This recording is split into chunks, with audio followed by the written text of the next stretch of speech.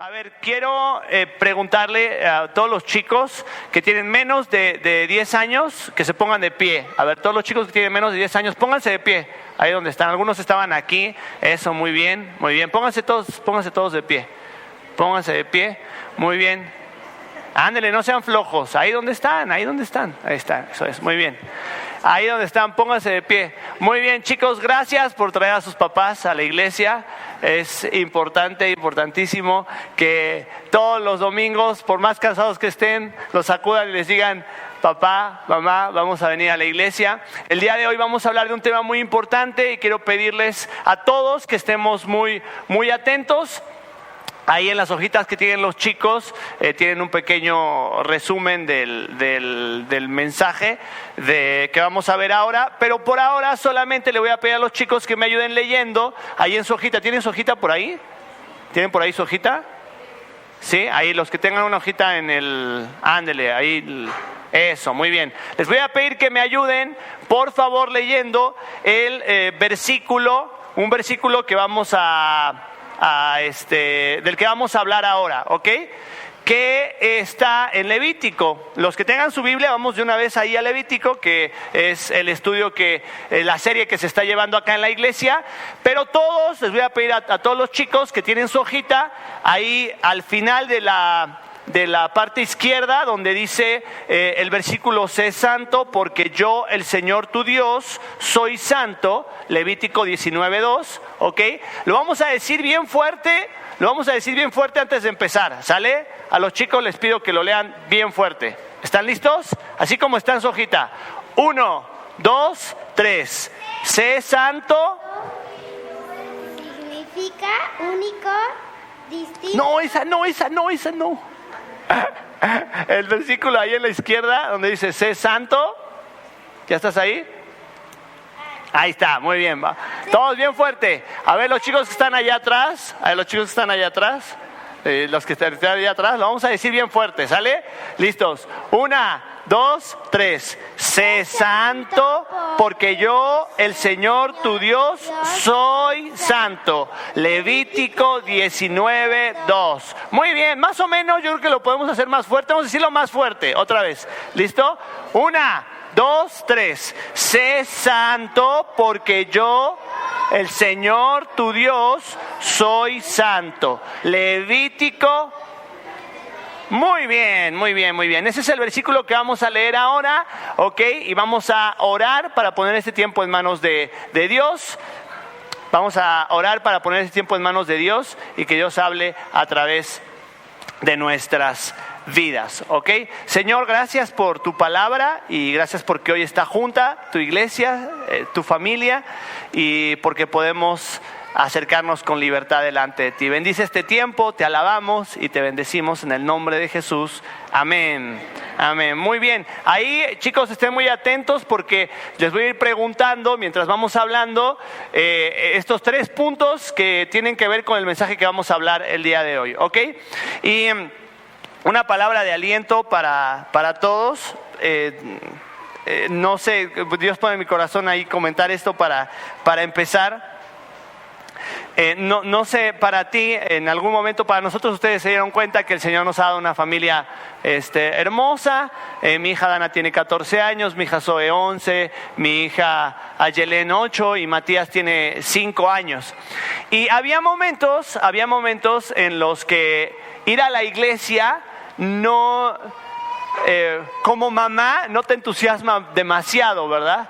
Porque el nene está chiquito y es que no se va a portar bien y es que nada más no me deja prestar atención, y puede llegar a ser un momento, una etapa difícil y que no te anime demasiado, ¿verdad? Y en esta hora yo quiero decirte, no como mamá, a lo mejor como papá, y viendo el ejemplo de mi esposa, no te desanimes. Mi pastor siempre dice... siempre animan a los hermanos y dice: hermanos, si ves un niño correr por la iglesia, e interrumpir el sermón, dale gracias a Dios que la iglesia está viva y hay niños aquí en la iglesia.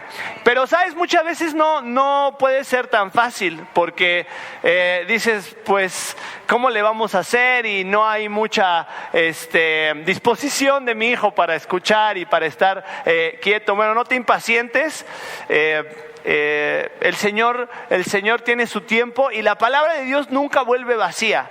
Y yo te puedo contar un montón podría pasarte del tiempo que me queda contándote un montón de testimonios de cómo cuando yo pensaba que mi hijo estaba con su cabeza en otro lado, o mi hija, la palabra de Dios habló a su corazón en un momento. Pues animarte a ello, ¿verdad? Vamos ahí a la palabra de Dios. Estás en Levítico, en la serie que se está llevando acá en la iglesia. Algo hermoso de poder estudiar la manera de la Biblia de manera sistemática, en orden, en el que está la narrativa de la historia bíblica, es que nos permite ver cómo toda la historia se conecta con un hilo conductor. Hay una trama que aparece en cada página de la Biblia, ¿no? Y aunque en realidad cuando nos acercamos por primera vez a libros de la Biblia como este, que vamos a estudiar en esta hora, como el libro de Levítico, de repente vas así en tu lectura y llegas a Levítico y metes freno de mano, ¿verdad? Y dices, no, mejor lo brincamos, me voy ahí a los Salmos, y me voy a los Proverbios, y me voy a un libro, me voy a los Evangelios, ¿verdad? Porque son porciones de la Biblia que nos generan una sensación de decir, bueno, no sé si te pasa a ti, pero a mí me pasa muchas veces. Estoy en mi lectura bíblica o cuando tenemos ahí la lectura familiar y yo me pregunto y me digo, ¿qué hace esta página de la Biblia acá? ¿Qué hace esto aquí? ¿Por qué está esto en la Biblia, verdad? Pero me gusta hacerme esa pregunta porque cada vez que profundizo en tratar de contestarla, me doy cuenta cómo es parte de esa gran historia que nos cuenta la Biblia, la hermosa y gloriosa historia del Evangelio. En realidad, este libro, como ya se ha venido estudiando las semanas anteriores, está lleno de ritos, de celebraciones, de sacrificios que están totalmente desconectados de nuestra realidad sociocultural. No tiene nada que ver con lo que nosotros ahora hacemos, ni socialmente, ni religiosamente, ¿verdad? Entonces, estas costumbres que son tan ajenas a nosotros, a veces nos hace que sea difícil de entender, ¿no? Y hace un tiempo, te comparto un testimonio, hace un tiempo, en el año 2020, mi esposa nos dio un desafío ahí como familia, ¿no? Que para mí era una cosa inverosímil y totalmente irreal, ¿no? Cuando iba a empezar el año me dijo, oye, ¿por qué no hacemos un plan de lectura de toda la Biblia? Digo, no, pues sí, normal, ¿no? Ese que nunca termino. Y me dice, sí, pero todos, me dice, los 6. Le digo, o sea, ¿todos? Me dice, sí, o sea, todos, que leamos la Biblia todos.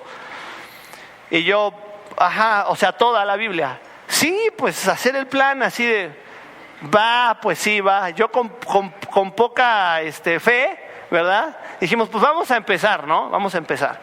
Y empezamos en el 2020, empezamos lo que, ¿ves de esos planes de un año? Que obviamente ninguna familia como la nuestra lo va a acabar en un año, ¿verdad? Porque le pusimos algunas reglas. Hay algunas reglas que tenemos para nuestra lectura de la Biblia. Y es que, bueno, en primer lugar tenemos que estar todos, tenemos que estar los 6. No avanzamos en el plan si no estamos todos, ¿verdad? Y lo segundo es que ese tiempo, ya sean, a veces son solamente 5, a veces son 10, a veces llegamos a 20 o a media hora que tenemos de lectura, no podemos estar haciendo otra cosa más que la lectura, ¿verdad? Entonces, si tienes tarea o tienes otra cosa que hacer, entonces ya mis hijas como están con otras responsabilidades, a veces el tiempo es difícil. Bueno, empezamos en el 2020 y vamos en Josué. Pero no nos damos por vencidos y ahí vamos. Y estas últimas semanas ha sido difícil el tiempo. Pero a lo que voy con esto es que se nos acercaba el tiempo de llegar a estos pasajes del Levítico y decíamos, ¿y cómo hacemos, verdad? O leer esas genealogías en la lectura así familiar, dices, ¿y esto como para qué lo leemos, no? Pero siempre tratamos de preguntarnos y decir, bueno, ¿por qué está esto aquí en la Biblia? Y a veces leemos pasajes como estos y yo le pregunto a mis hijos, ¿por qué crees que está esto aquí en la Biblia? Y las respuestas que me dan, de verdad que el Señor me ha hablado a mi vida, decir, sí es cierto, hay razones por las que eso está acá en la Biblia. Pero a veces se vuelve difícil, ¿verdad? Porque hay páginas de la Biblia que son clasificación B+, B+17, B+18, ¿verdad? Y dices, ¿qué hago con esto?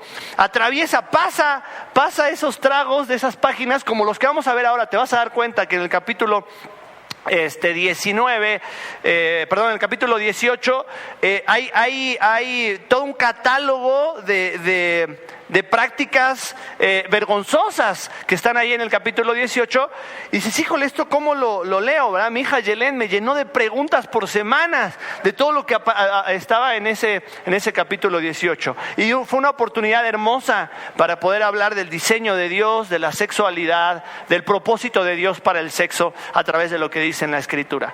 Así que para nosotros fue un desafío, pero quizá lo sea también ahora que vamos a ver estos pasajes, ¿no? Pero bueno, a lo que yo iba es que cuando nos acercamos a este texto, al libro de Levítico, muchas veces nos hacemos la pregunta incorrecta y decir, ok, ¿qué cosas de lo que está en Levítico deberíamos hacer y qué cosas no deberíamos ya hacer, verdad? Pero mira, esa pregunta es incorrecta, porque de ahí salen un montón de posturas y de ideas y de personas que dicen, no, es que esto sí lo deberíamos de hacer y esto ya no. No, esto ya caducó, pero esto todavía sigue. No, yo sí como camarones, pero no como puerco. Y entonces surge toda una serie de posturas, ¿verdad? Que no es el objetivo del libro de Levítico. Estamos haciéndonos la pregunta incorrecta si nos preguntamos, bueno, ¿qué cosas debo de cumplir y qué cosas no debo de cumplir? Lo importante al leer este libro es verlo desde una perspectiva del principio que ilustra detrás de cada una de estas normas, el principio que está detrás de cada uno de estos rituales, el principio detrás de cada una de estas imágenes que aparecen ahí. Y ha sido hermoso porque, bueno, hice mi tarea, escuché el mensaje pasado y yo sé que ha sido hermoso ver cómo estas figuras que aparecen ahí nos apuntan, ¿verdad? Los que vieron el capítulo anterior sabrán que el capítulo 16 nos apunta ¿a quién? Nos apunta a Cristo, ¿verdad? Es una película que nos va proyectando esa sombra, ¿verdad? Del que había de venir, de la imagen de Jesús. Y así cada página de la Biblia vas a encontrar destellos o señales que te van a apuntar ahí a Cristo. ¿Cuál es el principio principal detrás de el libro de Levítico? Bueno, el tema que vamos a ver durante todo el tiempo que nos queda, que es que Dios es santo, ¿verdad? Dios es santo. Dios es santo y todo aquello que le rodea también debería ser santo. Obviamente es importante definir este concepto porque pues tenemos muchas ideas de lo que es la santidad, ¿no? Dentro de nuestra cultura, como una imagen de una persona piadosa es un santo, ¿verdad? Alguien que se viste de cierta manera y su postura corporal es de alguna forma diciendo, este es un santo, ¿verdad? Y hay diferentes ideas de pensar qué significa santo. En realidad, recuerda una palabra nada más para definir qué es santo. Una palabra y eso te va a ayudar a lo mejor a tener el concepto de lo que la Biblia refleja en cuanto a lo que es santo. Santo es único. Santo es único. Único. Que no hay otro en su clase, ¿verdad? Santo es único. Diferente a todo lo demás. Ahora Dios es santo porque no hay otro que se le asemeje, no hay otro que se le acerque, no hay otro que se le parezca, ¿verdad? Ahora, si bien nosotros llamamos en la Biblia, los que estudian teología dicen que hay atributos que Dios comparte y atributos que Dios no comparte, ¿verdad? Atributos que hacen a Dios único, ¿verdad? Uno de ellos es la santidad. Sin embargo, como Dios es creador de todo lo que vemos, de alguna manera Él refleja destellos de su naturaleza en todo lo que Él hace. Y vamos a tratar de entender un poquito acerca de eso. Ya el libro de Levítico en realidad nos va mostrando cómo, en primer lugar, te dice, mira, Dios es santo, el problema es que tú no, ¿verdad? Tú no, porque el pecado que entró en el mundo ha corrompido todo, es un cáncer que ha permeado en cada esquina de la creación de Dios. Y entonces ahí mi hermano la semana pasada lo ilustraba, como lo vieron desde el capítulo 12, 13, 14, con esta idea de la lepra, ¿verdad? Esta lepra que representa esta contaminación del pecado. Entonces, Dios es santo, yo no. Ok, pero ¿cómo le hago entonces para convivir con este Dios santo? Y esa es la pregunta que responde el libro de Levítico. ¿Hay una forma de verdad en la que se puede tener comunión, intimidad, relación cercana con este Dios santo, siendo yo tan imperfecto, tan defectuoso, ¿verdad? El libro de Levítico presenta 3 medios principales que los han venido estudiando: los rituales, o la ceremonia, los sacrificios, los rituales, el oficio sacerdotal en segundo lugar, y en tercer lugar las leyes de pureza, que por leyes de pureza tenemos que entender que son también un símbolo, ¿verdad? A veces decimos, por ejemplo, muchas de esas leyes tienen que ver con enfermedades, ¿no? O con malformaciones del cuerpo, o con periodos naturales del ser humano, como el periodo menstrual, ¿no? Y dices, ¿por qué Dios relaciona ese tipo de... Eso quiere decir que una persona que está ceremonialmente pura está en pecado? No, eso no es lo que dice el libro de Levítico. Lo que hace el libro de Levítico es que toma esta imagen de temporal, de impureza, como un símbolo de lo que hace el pecado en el hombre, ¿verdad? Y a través de estas leyes de pureza va magnificando la imagen de Dios como un Dios santo, como un Dios único, ¿no? Ahora, en esta hora quisiera que viéramos juntos estos 3 elementos que nos va a explicar el capítulo 17, 18 y 19, aunque vamos a hablar un poquito del 20, 3 elementos que son indispensables para experimentar esta santidad con Dios. Y vámonos rápido al primero. El primero está en el capítulo 17. Después de lo que encontramos en el día de la expiación, en el capítulo 16, comienza lo que algunos llaman como el código de santidad, ¿verdad? Desde ahí, por ahí hasta el capítulo 24, 25, ¿no? Y en el capítulo 16 de Levítico vamos a encontrar la última parte de la explicación y del propósito del día de la expiación, ¿no?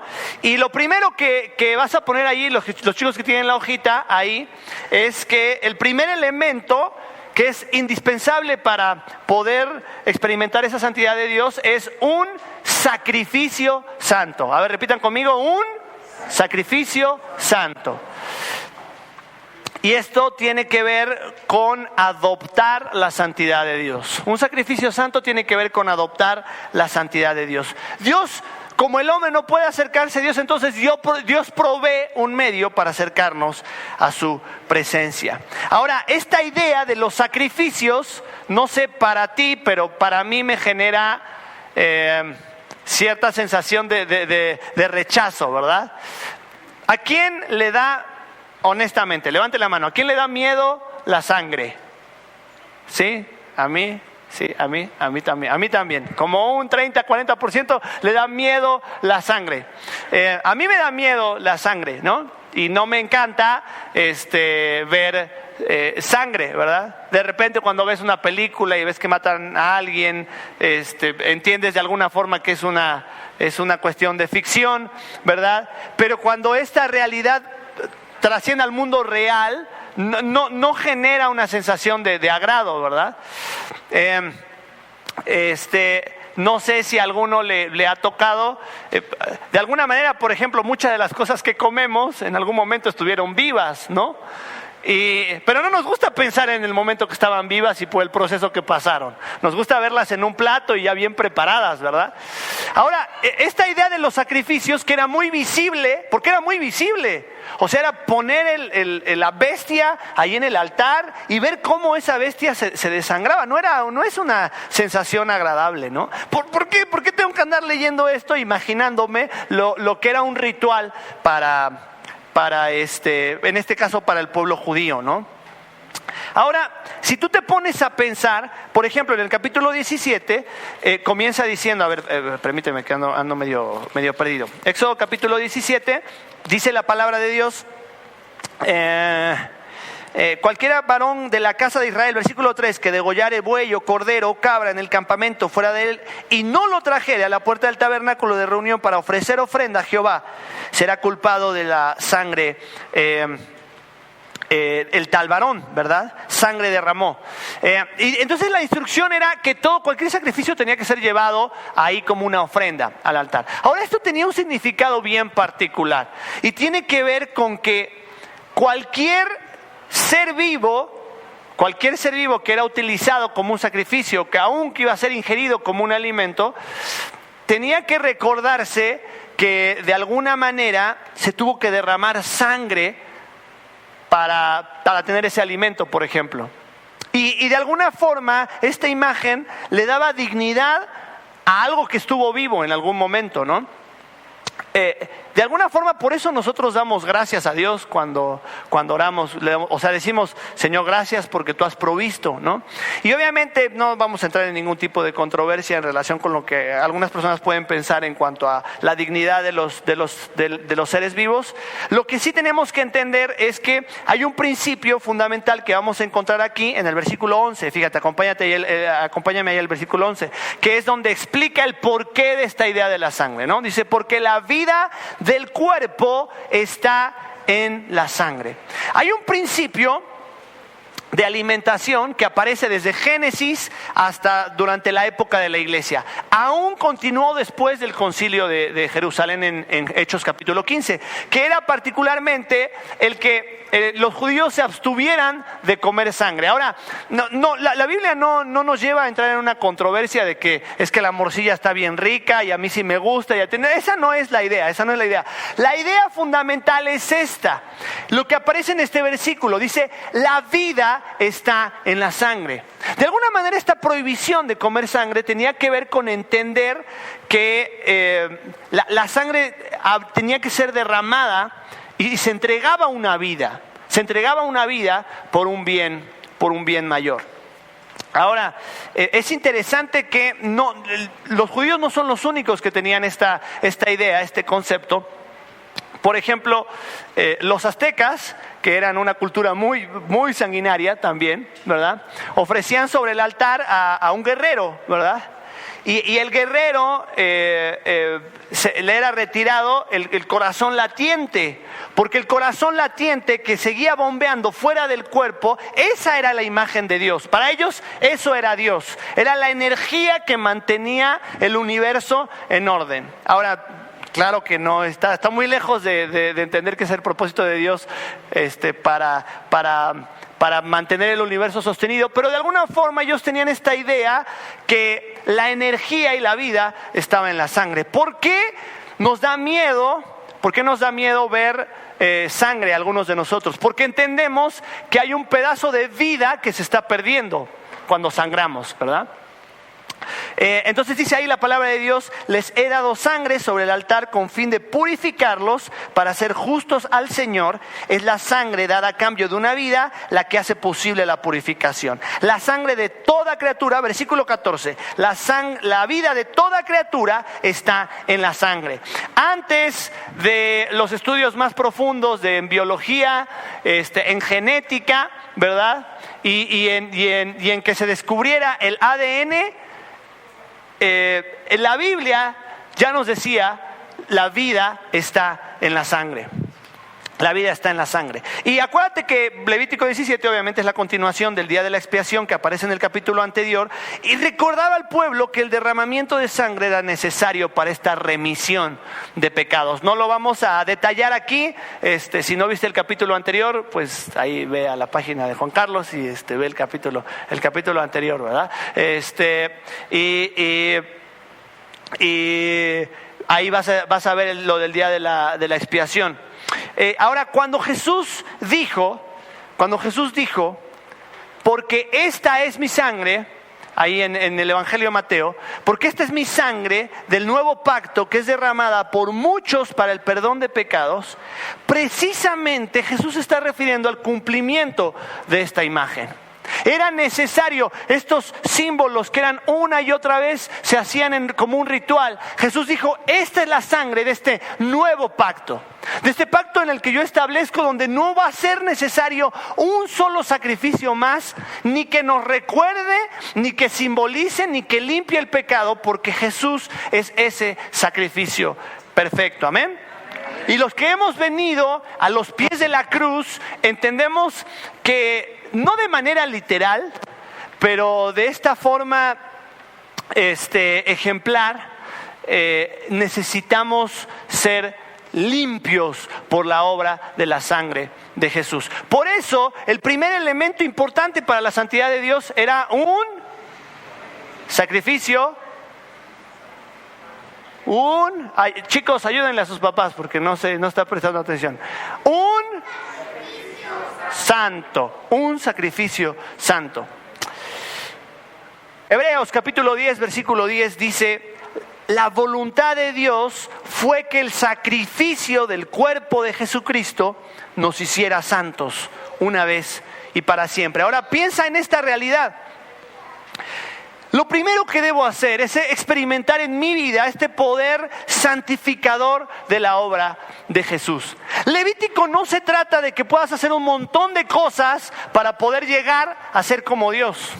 Levítico no te dice, lee tu Biblia todos los días para que puedas alcanzar el favor de Dios. Levítico no te dice, no faltes nunca a la iglesia, porque si no faltas nunca a la iglesia vas a sacarte una palomita y entonces Dios te va a decir, ahora sí, ya te acepto. No. Levítico no te habla de eso, te habla de todo lo contrario. No hay nada que puedas hacer. No hay nada que puedas hacer para alcanzar el favor de Dios. Dios hizo todo por medio de la obra de Jesús. Y cuando tú reconoces tu necesidad de Él y por medio de la fe vienes a los pies de Cristo, reconoces el poder de su muerte, de su sacrificio y de su resurrección, es entonces que puedes experimentar el perdón, la salvación, la vida eterna y la paz que proviene de Él. ¿Cuántos aquí tienen esa obra en su vida y han creído en Jesús en esta mañana? Amén, amén. Y si ha sido así, y si no ha sido así en tu vida, amado, querido, en esta hora, Cristo te dice, ven. Cristo te dice, ven. ¿No te hace mejor estar en este lugar o traer una Biblia? O cuántas veces hayas venido, cuántas veces hayas leído. Lo único que te hace limpio es la obra perfecta de Jesús. Y todo lo demás viene por consecuencia, viene por gratitud. Lo primero que necesitamos para experimentar en la santidad de Dios es un sacrificio santo. Bueno, vámonos al segundo. Entonces adoptamos la santidad por medio de la obra de Cristo en la cruz. Pero vámonos al segundo aspecto que aparece en el capítulo 18, ¿no? Y el segundo fundamento, el segundo principio que vamos a ver en esta hora es un diseño santo. Ahí, chicos, presten atención, les voy a pedir la hojita, Un diseño santo. A ver, vamos a decirlo todos juntos, un diseño santo. El capítulo 18 nos va a dar un catálogo muy vergonzoso. Cuando hagas esta lectura con tus hijos, te la vas a querer brincar, ¿verdad? Son de esas partes que dice, ¿y esto por qué tiene que estar acá tan explícito, verdad? Hay un principio fundamental detrás de por qué no es la única porción. De hecho, cuando tú vas al capítulo 20, que ya no lo vamos a detallar, aparece otra vez las consecuencias de este tipo de pecados y vuelve a detallar la lista. Se vuelve a detallar la lista, ¿no? Ahora, el principio aparece en lo que está en el versículo 3. Mira, acompáñame, capítulo 18, versículo 3. No se comporten como la gente de Egipto, donde ustedes vivían, o como la gente de Canaán, a donde los llevo. No deberán imitar su estilo de vida. A ver, recordamos, dijimos una palabra. Dijimos que santo significaba único, ¿verdad? Único, diferente a todo lo demás. Entonces Dios dice, esta creación que ha sido corrompida, que ha sido manchada por el cáncer del pecado, puede ser redimida por la obra redentora de Cristo, y ahora puede ser transmitida y comunicada por medio del pueblo de Dios. ¿Somos el pueblo de Dios? Somos el pueblo de Dios, lo cantábamos, no sé si te acuerdas, lo cantábamos hace poco, ¿verdad? Y de alguna forma dice, entonces ahora habrás de ser distinto. El versículo que aparece ahí en la hoja de los chicos, vamos a repetirlo otra vez, que dice, ¿cómo dice? Sé santo porque yo, el Señor tu Dios, soy santo. Ahora, esta santidad, vamos a decirlo así, práctica, que la vamos a ver en estos dos siguientes puntos, inicia con entender el diseño divino. Inicia con entender que Dios crea al hombre, y dice la Biblia que lo crea ¿cómo? A su imagen y semejanza. Ahora, híjole, no tenemos todo el tiempo como para profundizar qué significa de verdad esta idea de esta imagen y semejanza. Pero sí nos está diciendo que de alguna manera Dios coloca en el hombre algo que no colocó en el resto de su creación. Dios coloca su estampa para que el hombre refleje cómo es Dios. Ese es el diseño original de Dios. Y no lo hace de una manera meramente abstracta o solamente espiritual o mística. Lo hace a través de cómo lo diseña, inclusive cuando hablamos del aspecto físico y su diseño. A ver, nosotros somos seres materiales, vamos a decirlo así, somos seres con un cuerpo, ¿verdad? Somos seres materiales y somos seres inmateriales en el sentido de que Dios ha colocado en nosotros aliento de vida, sopló aliento de vida, ¿no? Ahora, si bien la vida es soplada por Dios y Dios nos ha dado un espíritu, ya leímos en el capítulo 2, en el capítulo anterior, que la vida está ¿en dónde? Que la vida está en la sangre, ¿no? Ahora, ¿te das cuenta de esta conexión tan importante donde el ser humano, había una corriente de enseñanza durante el primer siglo de la iglesia que decía que en realidad era el proto-gnosticismo, que decía que en realidad esta idea del espíritu no tenía nada que ver con tu ser material.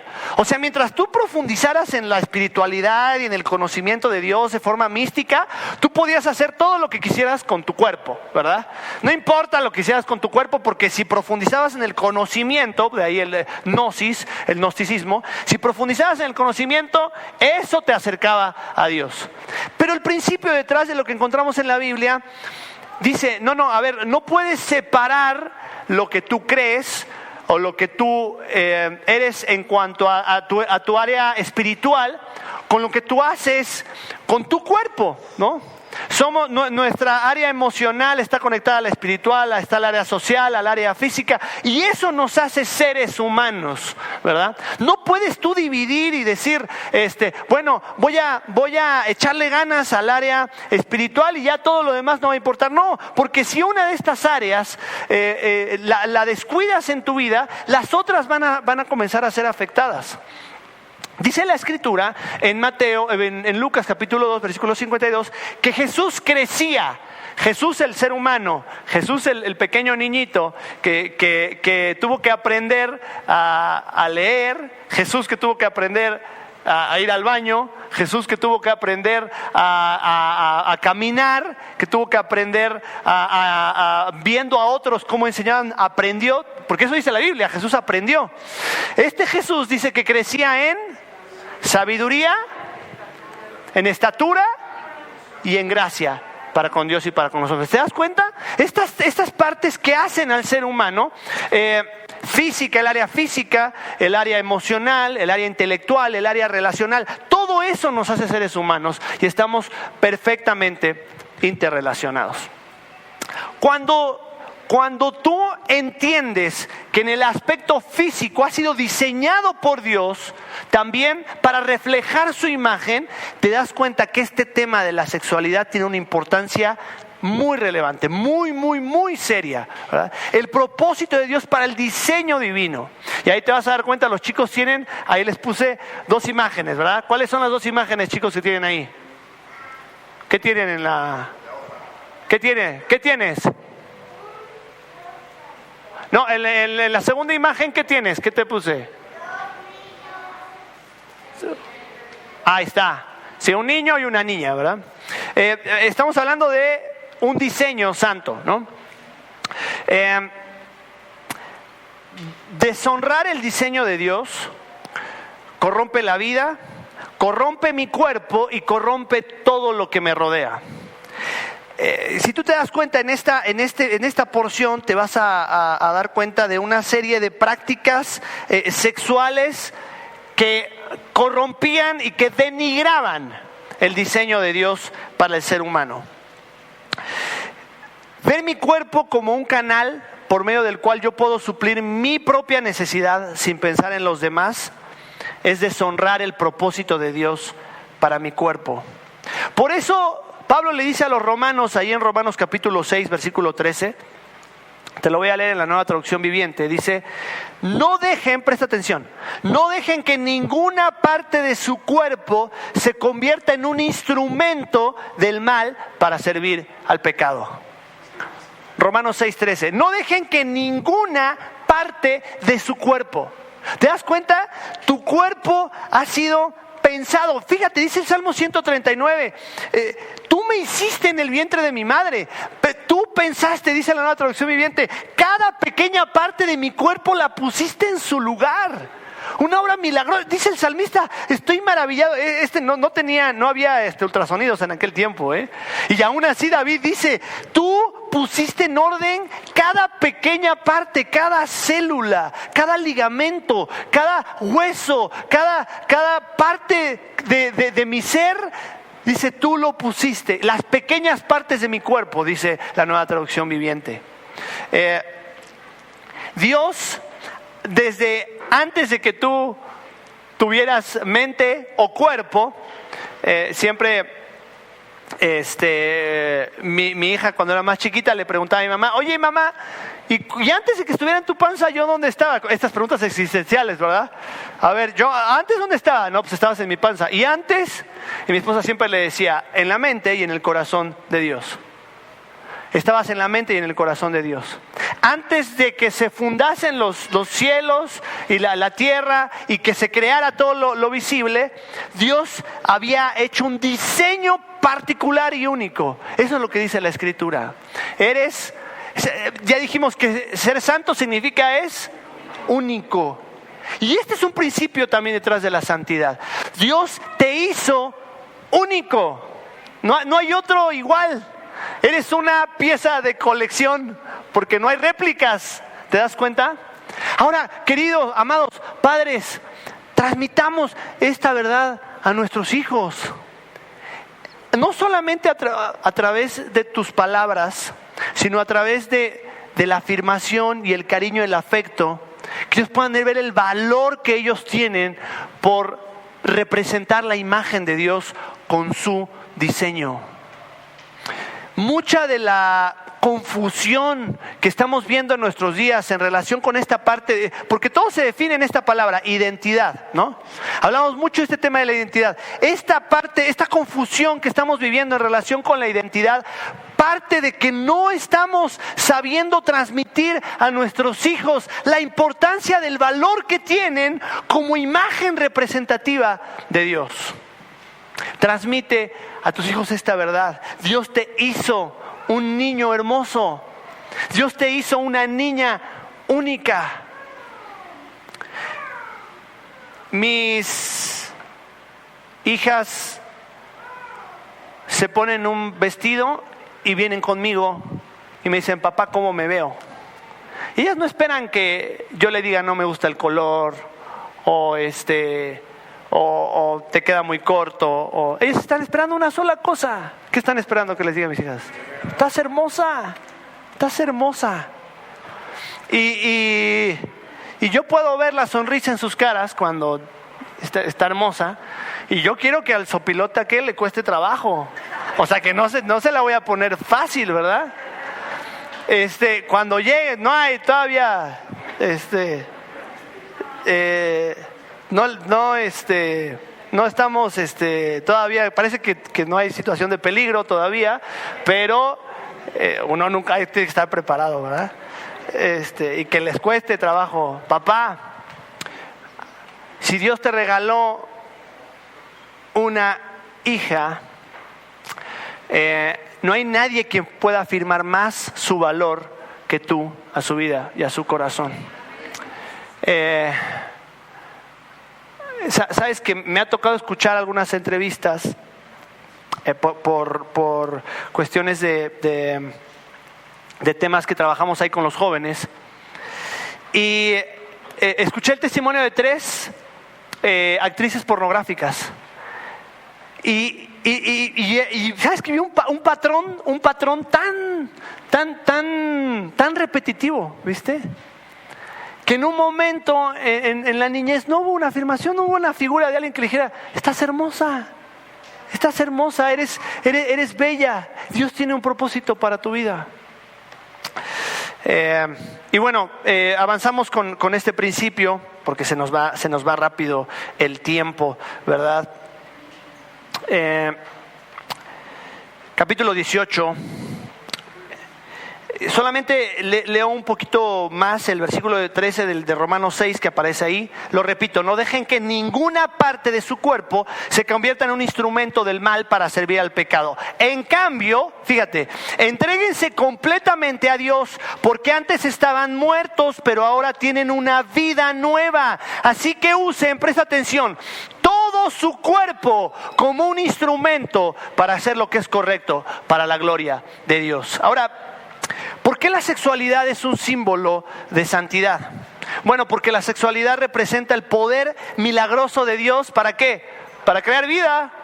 Es a través del diseño de Dios de la sexualidad que Dios crea vida. Es un milagro. Es un milagro que nosotros, como representantes de la imagen de Dios, Dios le ha dado de esta forma al hombre a través de la sexualidad. Y esta vida surge del vínculo más íntimo y más personal que pueda existir.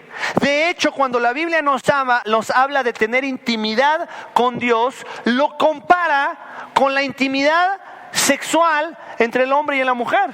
Lo hicieron los profetas en el Antiguo Testamento, lo hace Pablo en Efesios capítulo 5. Cuando habla de la unidad, de la intimidad, de la comunión de Cristo con su iglesia, pone como ejemplo al esposo y a la esposa y viceversa. Por eso parece tan severos estos juicios a este tipo de pecado sexual. No por la práctica en sí, sino por el principio que está detrás, que denigra el diseño de Dios. ¿Sabes cuál es el problema más grande que estamos viviendo en esta época tan sexualizada? ¿Por qué tantos jóvenes, niños, adultos se están volviendo adictos a la pornografía? ¿Sabes por qué? Porque la pornografía hace algo. Te presenta el placer deshumanizando a la persona. Le quita todo valor completo, más allá de la imagen visual, a la persona. La deshumaniza completamente. Le quita todo el valor como diseño de Dios. Por eso es que el apóstol Pablo en la primera de los Corintios capítulo 6 dice: huyan del pecado sexual. La palabra que comúnmente encontramos en versiones más antiguas es huir de la fornicación, ¿verdad? Y dice ahí: ningún otro pecado afecta tanto el cuerpo como este, porque la inmoralidad sexual es un pecado contra el propio cuerpo. Ahora, piensa en esto. Piensa en cualquier pecado. ¿Qué necesitamos para pecar? Casi siempre necesitamos nuestro cuerpo. Lo que vemos, lo que tocamos, lo que decimos, a dónde vamos, no está desconectado, todo, pecamos y utilizamos en la mayoría de las oportunidades nuestro cuerpo para pecar. ¿Por qué Pablo a los corintios les dice particularmente que el pecado sexual es contra su propio cuerpo? Por una razón importante. El pecado sexual va más allá, denigra la dignidad original del ser humano y lo reduce a una bestia. El pecado sexual reduce al ser humano a un animal que se mueve ¿por qué se mueve un animal? Por instinto. Dios no ha colocado en los animales esta conciencia, por ejemplo, de exclusividad en cuanto a la relación sexual. Dios ha colocado un instinto en ellos que permite que la procreación continúe, ¿verdad? Y que las especies se sostengan, ¿no? La lista de estas conductas sexuales en el capítulo 18, que no la vamos a ver a detalle ahí, obviamente no estamos leyendo los pasajes, son 4 capítulos, ahí de tarea pues los lees, pero esta lista es igual al catálogo de la industria pornográfica, que no solo denigra al ser humano a través de la exhibición explícita, sino que la narrativa de la industria pornográfica es experimentar fuera de los límites de Dios para la sexualidad del ser humano. En estos testimonios que cuentan estas actrices pornográficas, ¿qué es lo que más popular se ha vuelto en este tiempo? ¿Sabes qué? Este tipo de prácticas, relaciones incestuosas, fantasías perversas, ¿verdad? Y hay algo interesante detrás de todo esto. Es romper con ese diseño original de Dios. Y ya decíamos, lo primero que necesitamos es un sacrificio santo. Pero el segundo paso para experimentar la santidad es entender un diseño santo. Un diseño santo. Que Dios te hizo conforme a su imagen para que la reflejes en este mundo caído. Y eso lo vas a hacer a través de cómo honres tu propio cuerpo. Papito, enséñale a tus hijos a honrar su cuerpo, a cuidar su cuerpo.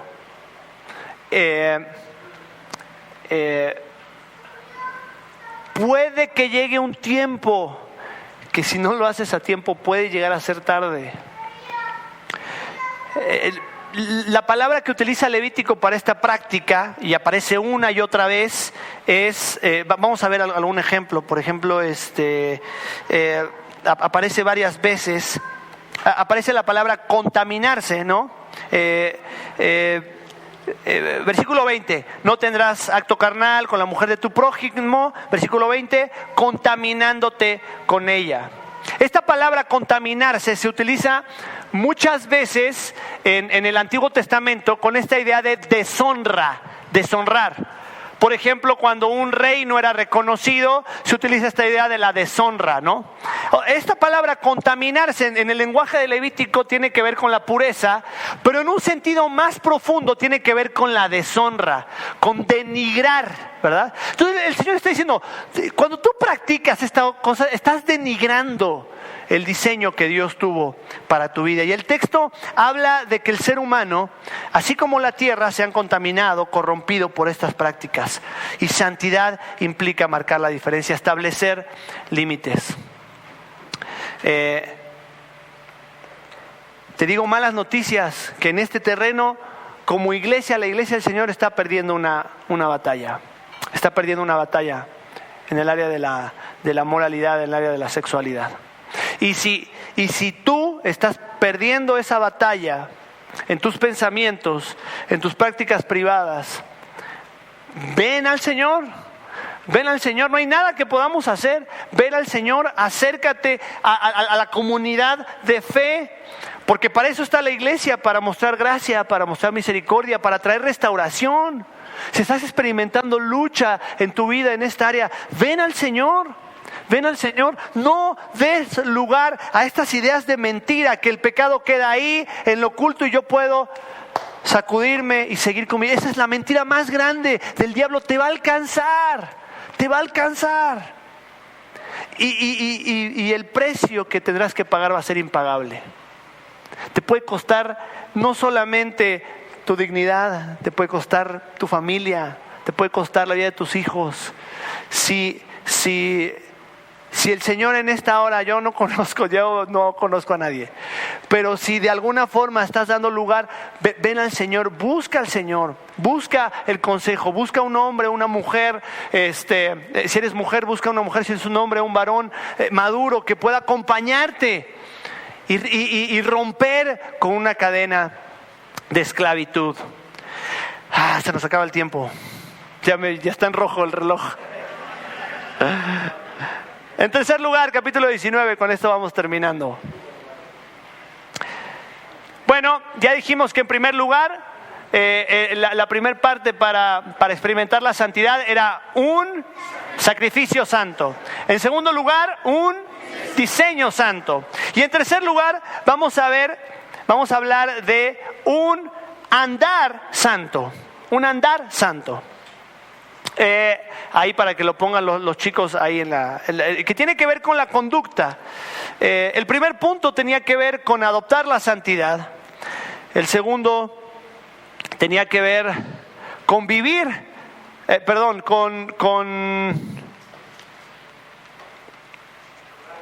con honrar la santidad. Muy bien, eso, con honrar la santidad.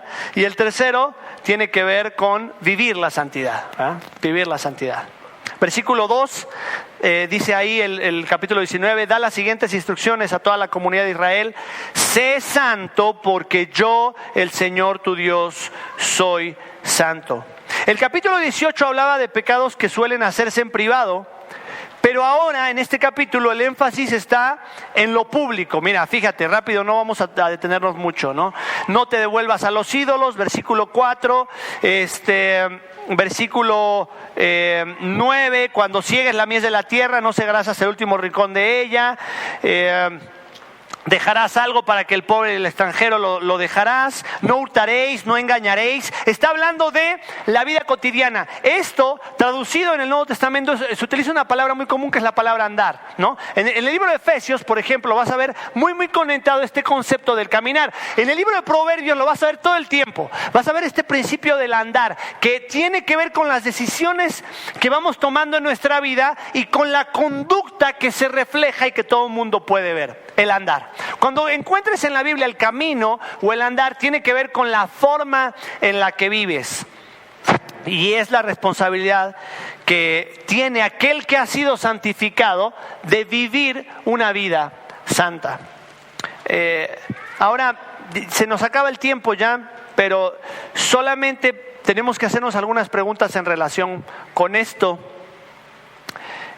Si el sacrificio de Cristo fue eficaz en tu vida, si estás honrando el diseño de Dios para tu vida, ¿sabes qué? El andar va a ser una consecuencia evidente del obrar de Dios.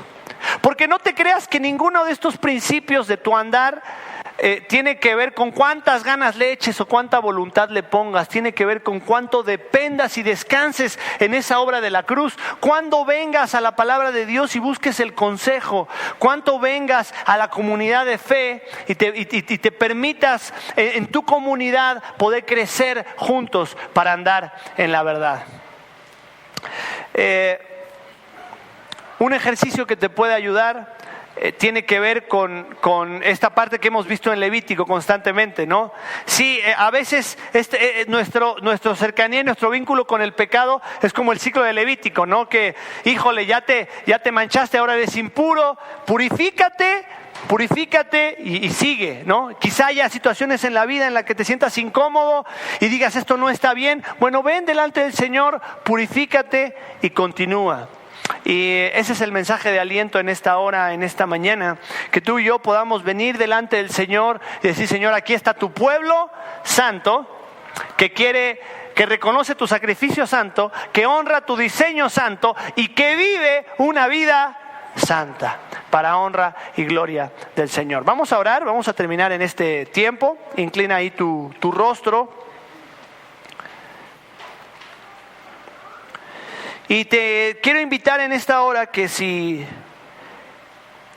aún el sacrificio perfecto de Cristo no se ha hecho eficaz en tu corazón, si yo te digo ahora, ven delante de Dios y tú dices, no puedo porque estoy demasiado sucio, déjame decirte que eso es una buena noticia porque Dios está trayendo una convicción particular a tu corazón para que vengas a los pies de la cruz. Si aún no has reconocido la obra completa de Cristo, yo te animo que en esta hora le digas, Señor, te necesito en mi vida. Reconozco que no es a través de la religión, que no es a través de las buenas obras. Reconozco que no es a través de mis medios. Reconozco que es a través de la obra de Cristo.